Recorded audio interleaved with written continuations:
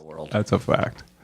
For sure. So you got questions for me? Yeah. So what do you think about that? Road to redemption. Somebody gets booted off for something that's, I don't know, gray area, or it's not the most heinous crime in the world.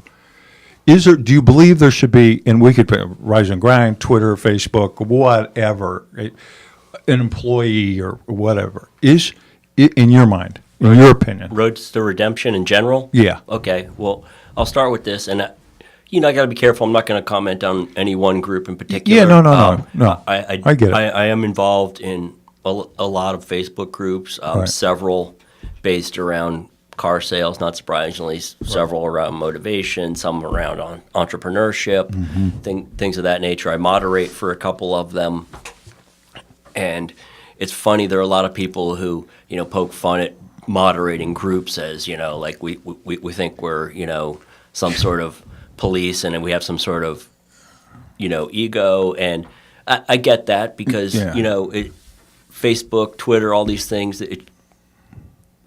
It's a place for free speech. I mean, we're in America, for Christ's sakes, right? Exactly. It's a place for free speech.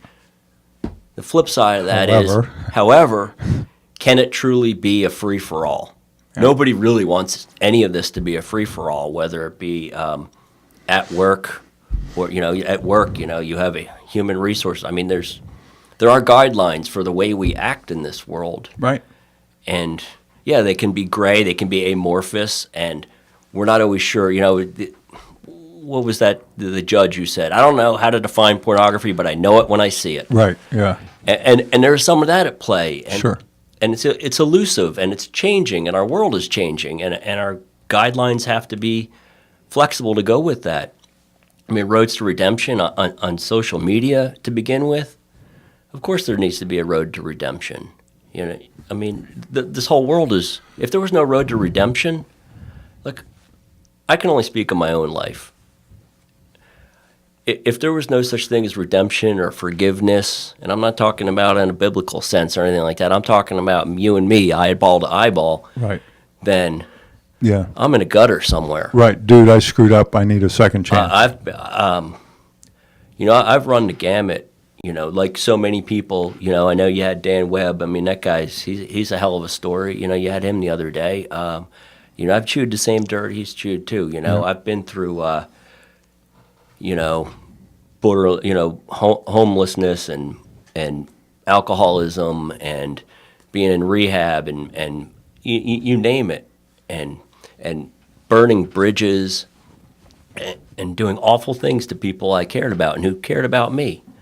So redemption's something I take very, very, very seriously. And, forget about the outliers. The media wants you to see the outliers in our world because that's what's sexy, that's what sells. Yeah. The outliers in politics and in the news. What's the news? It's this guy got murdered, and then it's look at these 9 puppies. It's these outliers, but the rest of us are just going day to day, living in the middle. Right. Well, the social constructs that are made and the ideologies are like the